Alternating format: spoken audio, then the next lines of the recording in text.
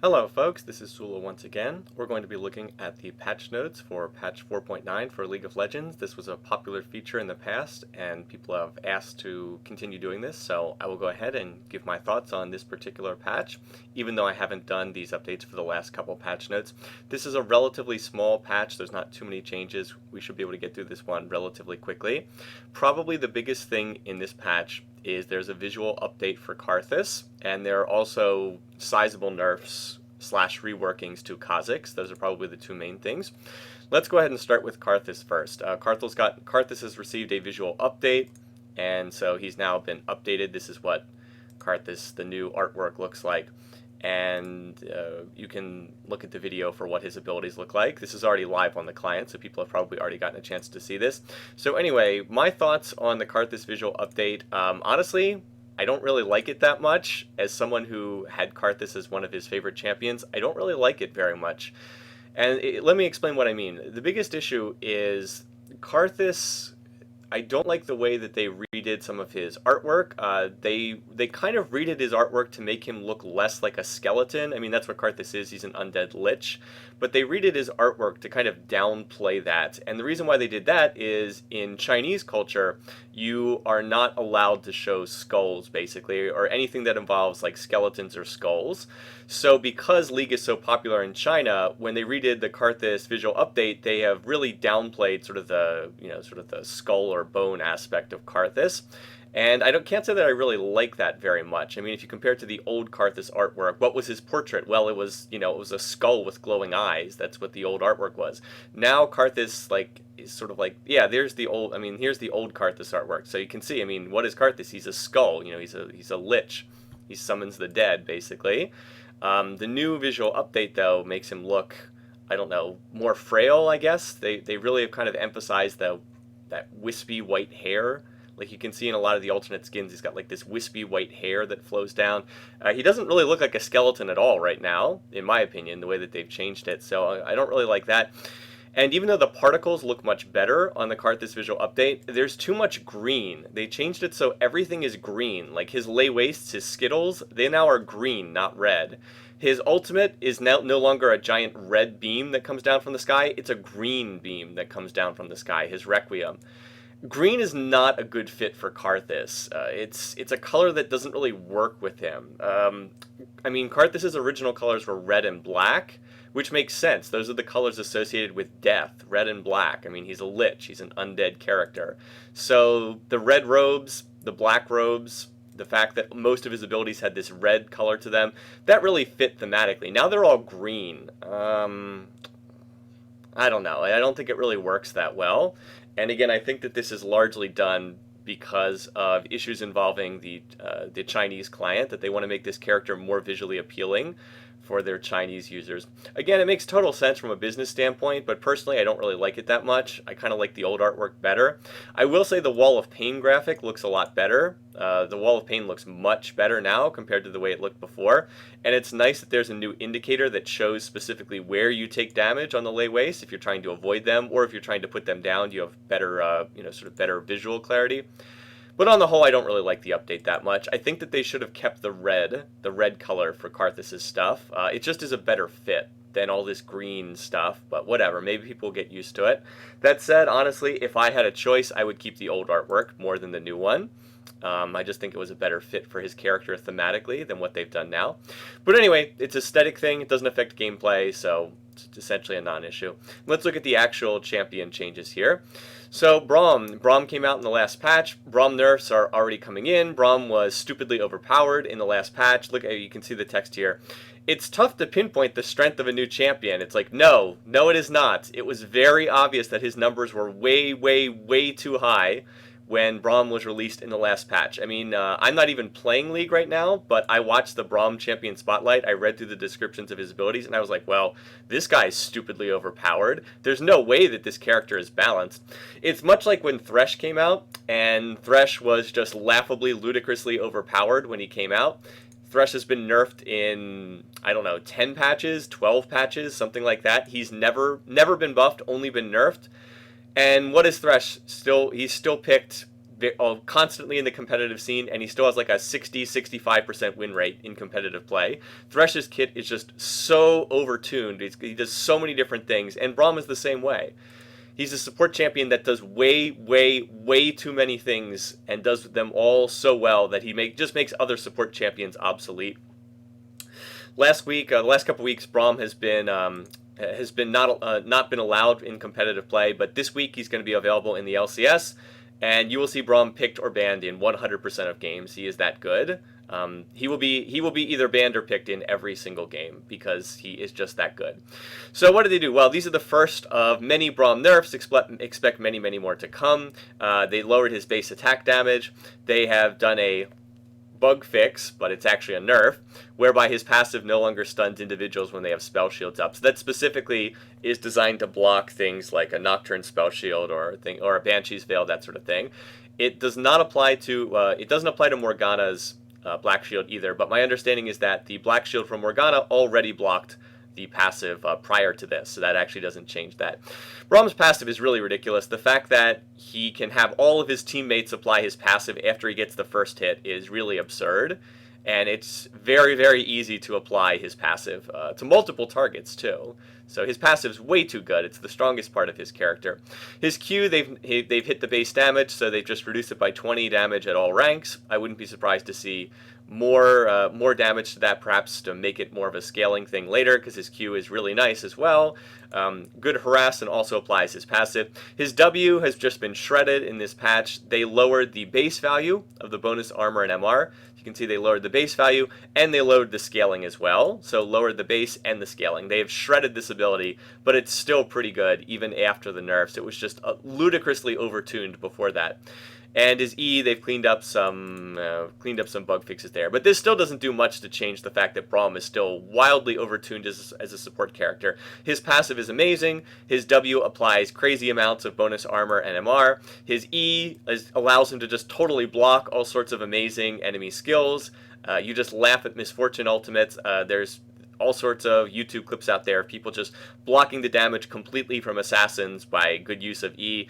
And his ultimate is ridiculous. It's like a combination of a Nautilus ult and a Rumble ult. It's a straight line shot that knocks people up and then applies, and then puts a field on the ground that like slows people that walks into it. So anyway, Braum is crazy good, and there will be more nerfs to come in future patches. This is the first of many nerfs to Braum. His kit is just way too good. Basically, Braum and Thresh, I mean, their kits are fun. They're interesting to play. They make for exciting stuff to watch on stream. But they just make all the other supports obsolete because their kits are just so much better than what everybody else brings. I mean, if you look at what supports are played right now, it's pretty much Thresh and Leona and Morgana, and that's pretty much it. And Braum will be added into that. Braum makes Leona obsolete, so there's no reason to play Leona when you can play Braum. Braum is also a tanky support, but he does everything better than Leona, except possibly, arguably, a little bit less crowd control. But with his passive and with his ultimate, he still brings tons of crowd control, and he has way more mobility than Leona does. So you'll see Braum just basically replacing Leona in the competitive scene, if my guess works out. All right, so Kassadin, after they reworked Kassadin, initially people weren't playing him, so they gave him buffs, and then they realized, oh wait, Kassadin's still really good. He has a 100% ban pick rate right now in competitive play, so they are reverting some of the buffs, lowering his movement speed, and lowering the damage on his W, on his Nether Blade. Is this going to stop people from playing Kassadin? Nope. Nope, Kassadin is still really just an almost impossible champion to balance. He's either completely useless, or if you make him playable, because like the weakness of Kassadin is his laning phase. His laning phase is garbage. Everybody knows this. It's always been that way. If Kassadin is strong enough to get through the laning phase, then he will just destroy everyone because of the way his kit works. His Rift Walk is like impossible to balance. The way that his Q works, they've tried to rework his Q so it no longer silences, but it provides that magic shield instead. If Kassadin can lane, then he's just going to be overpowered. And there's not really much Riot can do about that. He's either going to be overpowered or he's going to be useless, and there's not really any way to do a middle ground. He's just going to be one or the other. And right now, Kassadin is in his overpowered phase once again. So nerfing his W is not going to be enough to stop people from playing Kassadin. So Yeah, the strengths of his kit are not his W. The strength of his kit is his Q, his E, and especially his R, his ultimate, his Rift Walk. All right, so Kha'Zix. Kha'Zix is another champion that's been really problematic. Let me sort of give you the background on Kha'Zix as a champion. Is sort of what's going on in the past. So Kha'Zix has never been a particularly well-balanced champion. He's either been very useless or very overpowered, never in between. When Kha'Zix first came out, everybody evolved his W first, his Void Spikes, and that allowed Kha'Zix to have this ridiculous sustain. He was played as a mid laner. You would go tier first and then build that into a Manamune later. This gave him crazy sustain, and it allowed him to poke people down. He had insane wave clear, and it turned out that Kha'Zix, who's supposed to be this assassin champion, was being played as a long-range poke champion in mid, who would then get resets off of his evolved E, and that was not really what Riot did. So they nerfed his W. They gave power over to his Q. Well, at that point, what people did was they shifted to playing Kha'Zix in the top lane, evolving his Q first, and Kha'Zix was almost impossible to shove out of top lane because his Q did so much damage when against isolated targets. And in top lane, it was pretty easy to get the person he was laning against to be isolated. So you couldn't get Kha'Zix out of top lane, and he would just build Hydra, and he would have crazy wave clear, and he would have crazy sustain because he has so much lifesteal, and it was impossible to 1v1 him. So that wasn't good either. So Riot then nerfed his Q and gave power over to his ult, his evolved R. Well, that didn't work because they gave him 50% damage reduction on stealth. Now Kha'Zix evolved to become a jungler who would use his stealth ganks to run in invisible, and he could tank all kinds of damage because he had that massive damage reduction on his R, on his evolved camouflage, and he could dive turrets because he would get 50% reduced damage against towers, and that didn't really work either, and that's what you've been seeing of late in the last couple months. Kha'Zix being played as a jungler, evolving R first. Well, Riot is going to try this once again, to rework Kha'Zix yet again. So let's look at what they've actually done. First and foremost, they have nerfed his R. They have removed all of the damage reduction on his stealth. So this means that his R is back to being pretty terrible again, and people are not going to evolve his R very often. So he's probably not going to be that useful in that regard. Let's look at what they've given him back in exchange for removing his damage reduction, which was the number one reason why people were playing him before. Well, first and foremost, they've nerfed the damage on his Q. If you look at what they've done here, so you can see they have nerfed the flat damage. They've nerfed the scaling damage. So you can see lower flat damage, lower scaling damage, lower isolation bonus damage. So his Q is now pretty weak overall. His Q is not very good. Well, where they've given that power back is on the evolved Q right here, and particularly on the isolation damage. So if you evolve Q, if target is isolated, deal an additional you can see scaling 10 damage per level, 10 up to 180, and then plus 1.04 bonus attack damage. So you get a massive amount of damage if the target is isolated and you evolve the Q first. They also removed the execute, but my understanding is that this applies more total damage. So what this does is it makes Kha'Zix a very binary champion. If the target's isolated, he deals very, very, very heavy damage to them. If they're not isolated, Kha'Zix becomes almost totally useless because his Q now deals way less damage if he can't isolate the target. So this actually makes Kha'Zix into much more of a feast or famine champion. If they're isolated, he can just assassinate them immediately. If they're not isolated, well, as I said, he's almost useless, and he's going to be really, really weak in team fighting now because he can't get his isolation bonus in team fights. In addition to this, what they've given him back is they've added a little bit of extra damage to his W. His Void Spikes now deals bonus damage to monsters, so that's useful for jungling. And here, if target hit as a champion, grants sight of their location, and they also increase the slow on his evolved spike rack. So it looks like what they want Kha'Zix players to do is to evolve his W first if they're jungling and to evolve their Q first if they're laning. The problem is there's been many nerfs in recent patches to isolation. That is, to what makes a target isolated. There's been a lot of nerfs to that in recent patches. So it's harder than ever to get a target isolated, and you really don't deal much damage at all unless you can isolate the target. So overall, this probably adds up to serious nerfs to Kha'Zix. He no longer has that damage reduction on his ult, and yes, he can blow people up if he gets them isolated, but it's very difficult to get people isolated because it's much harder to do that than ever before. So a question people have been asking in places like Reddit and so on is, well, if I want to blow up isolated targets, why won't I just play Rengar? Because he's better at doing that than Kha'Zix, and I think that's a fair point. So my guess is that Kha'Zix is kind of going to drop out of the competitive scene. Excuse me. It's the worst thing is when you're recording these videos and all of a sudden you have something in your throat. I guess I could go back and edit that out, but it's more trouble than it works. So likely we'll see people just stop playing Kha'Zix and just replace him with Rengar, because he's kind of better at doing that. So this was a pretty brutal patch for Kha'Zix, and we're not likely to see him too much going forward. So anyway, enough about Kha'Zix. I'm sorry for Kha'Zix players. Pantheon, they have changed the way, they've been changing the way his ult works a little bit, changing some of the stuff in terms of how his ult works. It was actually kind of a stealth nerf. This is why Pantheon has dropped out of the competitive scene. They changed it so he couldn't cast spells while he was descending, while he was coming down from his Grand Skyfall. It was actually not even mentioned in the patch notes, but it was actually a very sizable nerf for Pantheon. It made it so he couldn't jump right onto someone as he's descending. That's why Pantheon has largely dropped out of the competitive scene. They've now changed this a little bit again. Pantheon now pops projectiles that are in flights toward him as he leaps off of the screen. So apparently he could actually be stunned like as he was jumping from Grand Skyfall. So they've made it so he now pops projectiles. He's also now untargetable from the moment he leaves the ground to the moment he lands. So this is relatively minor, but I suppose it helps Pantheon out a little bit in terms of making it harder for people to blow him up as he's about to jump and as he's coming down from jumping.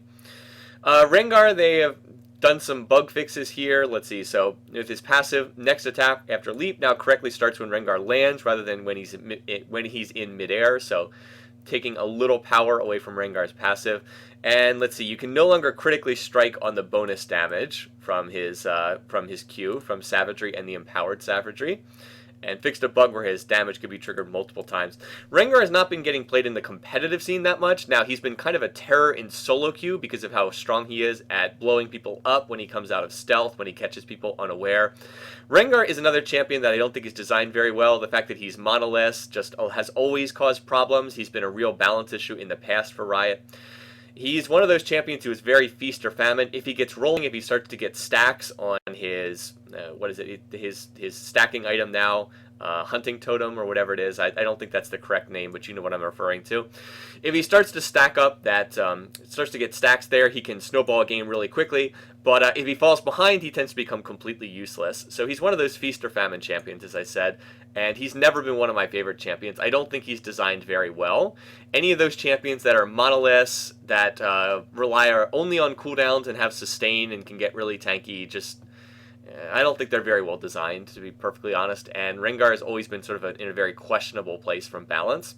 Right now, as I said, he's been terrorizing solo queue, but he hasn't really been in the competitive scene that much. As for Rumble, they did some bug fixes on Flamespitter, fixed a bug where Flamespitter was dealing less damage and trying to set people on fire for an extended period of time. This was a truly amazing bug. Fixed a bug where Flamespitter dealt less damage on purple side, not on blue team, on purple side of the map. How that would ever even get into the game seems crazy. My understanding is that the code base for League of Legends is an absolute mess because Riot has kind of constructed it over years and years, and that when they first started out, they had a much, much smaller team than they have now, and that they've just been kind of like grafting stuff onto the code for years and years now, and that the whole thing is just like this giant garbled mess that has had all kinds of work done on it over the years. So at some point, they're going to need to start over again with a new client. Probably that'll be League of Legends 2.0 or League of Legends 2 or something. But until they do that, there's all kinds of bizarre stuff that's in there, and this looks like one of them. A bug where Flamespitter dealt less damage when on purple side. So anyway, weird stuff. Soraka, mid lane Soraka got crushed in the last patch. They nerfed her, nerfed quite a few things and made it so it was much harder for her to lane. They went a little bit too far. Soraka has kind of dropped out of mid lane play, so they restored a little bit of her utility. If she hits an enemy champion with her Q, her Star Call, the cooldown for Astral Blessing is reduced by... They changed the scaling, so it was 5% up to 15%, now it's 10% up to 15%. That's relatively minor because mid lane Soraka's max Q first anyway, so they would have gotten to that point at level 9, but it does add a little functionality. That said, mid lane Soraka was hit pretty hard, so I don't think we'll be seeing mid lane Soraka that much. Which honestly is a good thing, because mid lane Soraka is not a very fun thing to play against. Mid lane Soraka just wave clears, shoves to tower, heals, and walks away. It doesn't really make for very interesting gameplay, and I don't think that's what Riot intended when they made all those buffs to Soraka a number of months ago. Minor changes, recall animations, they fixed the bug where following champions would occasionally cancel their recall animations. Diana, Elise, Kha'Zix, and Nami. Okay, not a big deal. Elise, they did a bug that involved repelling onto wards. Elise no longer needs to cast Repel twice to descend onto a ward. So there's that. Apparently that was a bug, little minor bug there. Fixed a bug with Volibear's target with Rolling Thunder. Target would not be thrown the proper distance if the throw was inside a wall or a crowd of other units. Not a big deal. Volibear is not an especially popular champion. Jungling, they did a little change to jungling here. They made it so jungle monsters no longer give additional experience based on their level. Now, they said they wanted this to remain consistent with lane minion experience. Does seem like kind of a weird change, though. Junglers were not outscaling solo lanes. Junglers were still definitely falling behind solo laners. It's not like, it's not like you would see a jungler at level 16 when the solo laners are level 14. So this is kind of a weird change. It just is basically a nerf to junglers. Riot goes through these weird cycles where they'll say, oh, we want junglers to be able to carry. We want to allow carry junglers to, control games from the jungle. So they'll make buffs to the junglers, as seen in the Feral Flare changes about 2 months ago. And then all of a sudden, the minute the junglers do start carrying games, they immediately then nerf junglers back again and turn junglers into the second support role. So this happens every season. It happened in season 3. It happened in season 4.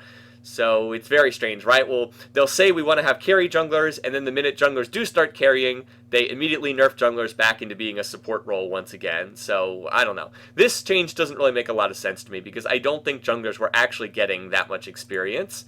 It seemed to me, from what I could tell, that junglers were still behind solo lanes in terms of experience. So I'm not really sure why they did this.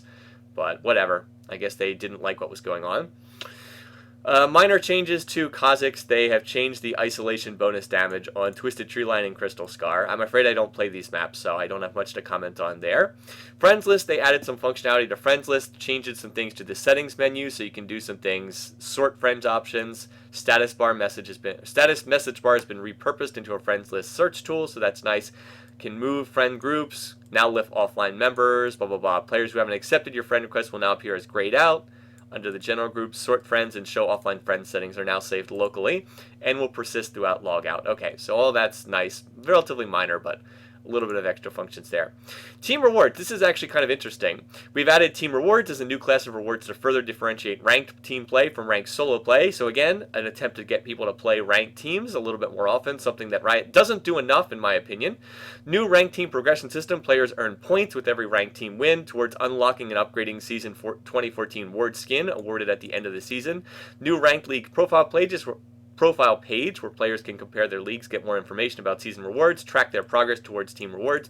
Notifications appear if you do not have enough wins on your ranked team to be eligible for tier rewards. That's a very nice thing. We had a lot of guesswork about that at the end of Season 3. And season rewards now include unique summoner icons based on tier achieved in 3s and 5s. They did that for Season 2. They didn't do it for Season 3. I'm not sure why they didn't do that. They only had one general summoner icon in Season 3 for like gold, silver, platinum, etc. So that's bringing back what they had in Season 2. This is really nice. I like seeing this. I like seeing the focus on ranked team play. This might be enough to get me to come back and play League again, because I really did enjoy playing in a team, and I would like the idea to work towards Season 4 ward skins and the summoner icons for 3s and 5s play. That might be enough to get me to come back and play. Perhaps later this summer. I'm still working on a lot of other projects. Wards, the warding totems will now use your selected ward skin, so that's nice. Your yellow trinket wards will now use the ward skins. And let's see, stealth wards will have a new green circle indicator. Yellow trinket wards will continue to display the yelling circle indicator. That's nice. So again, makes it a little easier to distinguish the actual stealth wards from the trinket wards. Skin updates, they added a new splash art for the pentakill skins. I personally don't like the pentakill stuff. I'm just, that whole metal thing does not interest me in the least. Not my style in music. But I suppose that it's nice for people who enjoy that sort of thing. You can look at the splash art, and if you have one of the pentakill skins, the Karthus or Sona or Olaf, or if anyone's still playing Olaf these days, you can you can see the new splash artwork. So I guess that's nice. And then finally, it's a little note that hey, we've got a new upcoming skin for Quinn. Remember her? Yes, Quinn is still in the game. So for all of those Quinn players out there, there are literally dozens of us. you have a chance to purchase a new Quinn skin, which is Celtic themed. Woad Skin Quinn, which is basically a Celtic theme. So anyway, this is a relatively minor patch. As I said, the biggest thing was the Karthus Visual update, and then the nerfs slash reworking of Kha'Zix, but it's mostly a nerf overall. This takes a lot of power away from Kha'Zix, and I kind of expect him to drop out of the competitive scene because he's just not going to be that strong anymore. So that's all I have to say. As I said, relatively short video. Just wanted to cover the patch notes. Once again, thanks for watching. Thanks for listening. Feel free to add your comments and suggestions below the video. And until later, have a great week. See you guys later. Take care.